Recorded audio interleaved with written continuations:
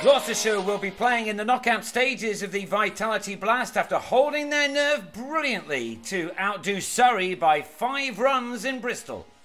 Put in, Gloucestershire looked to play just as they did in the thrashing of Middlesex last time out in Bristol, and Miles Hammond swung Mornie Morkel's 4th delivery for the first 6 of the contest. However, he was soon bowled for a typically swift 15, Gloucestershire on 19 for 1 after 2.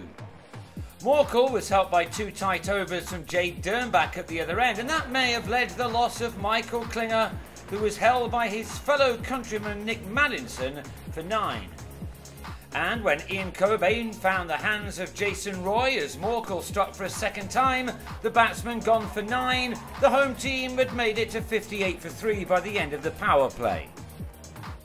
Enter Kieran Barnett, who knocked it about for 4 deliveries and then did what he does so well, punishing the ball severely as 2 successive balls from Freddie Vandenberg had to be thrown back by the crowd. Those biggies helping the total up to 82 for 3 at the halfway stage. But Gloucestershire were then set back again as Howell on 28 skied to Roy off Gareth Patty in the 11th over. Ryan Higgins came and went quickly, striking his 2nd ball for 6. But holding out to Roy off his 7th, he left having made 13.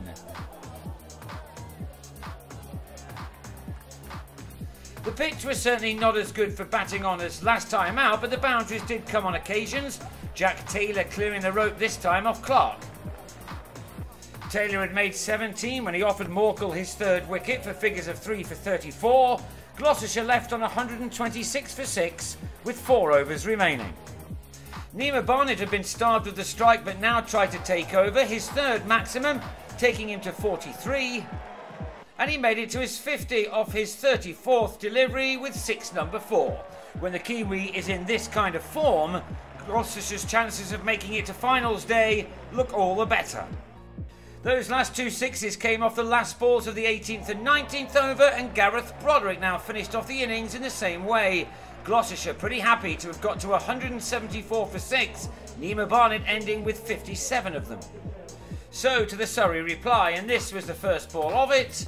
Roy wasting not a moment in going after David Payne, whose opening over cost 9. Higgins started at the other end and 15 came off his first 6 balls, Roy in a rush to get things done. Surrey needed to win this match to give themselves a chance of qualifying. Payne responded really well after that first delivery, and he deserved the big wicket of Roy, who sent the ball into the hands of Howell after making 15. Payne then struck again in his next over. Rory Burns trapped in front for 11, a wicket which left the visitors on 45 for 2 after 5. And by the end of the power play, the total read 55 for 3. Will Jacks taken behind by Roderick off Barnett for a rapid 25. Barnett and Howell then put the brakes on, and Gloucestershire were firm favourites when Maddinson holed out off the latter to Higgins. Surrey now on 66 for 4 in the 9th. Yet by the end of that same over, the score had moved on to 84, with Ben Folkes deciding that the loss of wickets didn't matter. He knew there was simply no time to get in and waste deliveries, and he struck these 2 sixes and a 4 to, within a flash, change the complexion of this game. Clark learned from Folkes and then took 3 fours off Tom Smith's over, one which went for 13 runs to have the visitors on 97 for 4 at the halfway stage, and therefore well ahead of the required rate, 78 runs now needed off the last 10 overs. Clark then deposited Smith over the rope before both Andrew Tye and Barnett struggled with wides.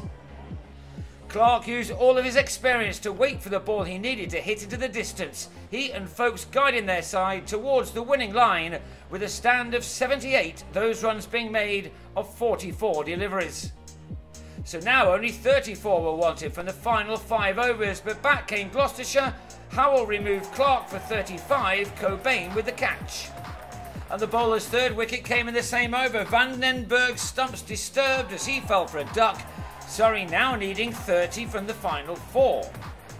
That became 23 off 3 and 19 off 2. Folkes passing his 50 off 33 balls before striking the first ball of the penultimate over for a 6, just what his side required. But Payne kept his nerve and removed the danger man for 59. Lots were on the edge of their seats, with Surrey needing 12 off 9 balls with 2 new men in.